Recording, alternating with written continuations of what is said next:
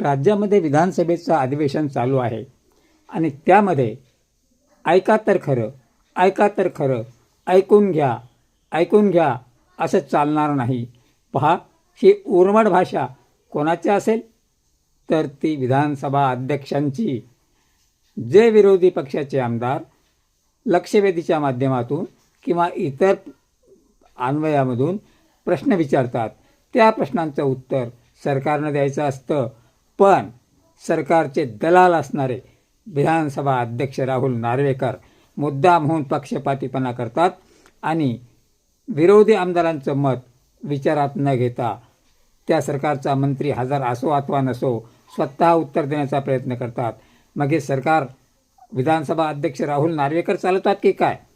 भास्कर जाधवांना जेव्हा तेव्हा निलंबित करणे, त्यांच्यावर संतापणे, सभागृह बंद पाडण्याची वेळ करणे किंवा सभागृह तहकूब करणे ही विधानसभा अध्यक्षांची मुजोरी आत्तापर्यंतच्या इतिहासाला लाजवणारी आहे, काळीमा फासणारी आहे.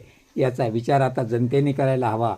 विधानसभेचा अध्यक्ष ज्या वेळेस त्या खुर्चीवर जातो तेव्हा तो निष्पक्ष असला पाहिजे.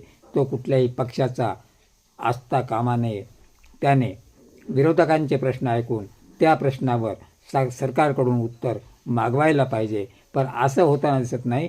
ऐकून घ्या, ऐकून घ्या, ऐका तर खरं, खाली बसा, याच भाषेत उर्मट उत्तरं ही विधानसभा अध्यक्षाकडून ऐकायला मिळतात. कधी नव्हे ती महाराष्ट्राची विधानसभा लाजिरवाणी झाली आहे, काळीमा फासणारी झालेली आहे. जनतेचा आवाज दाबण्याचा काम हे विधानसभा अध्यक्ष राहुल नार्वेकर करतायत. यासाठीच आज पत्रकार परिषद विरोधी आमदारांनी घेतली. ते जर तुम्ही पत्रकार परिषद ऐकली तर तुम्हाला समजेल की विधानसभा अध्यक्ष किती पक्षपाती धोरण अवलंबत आहेत ते.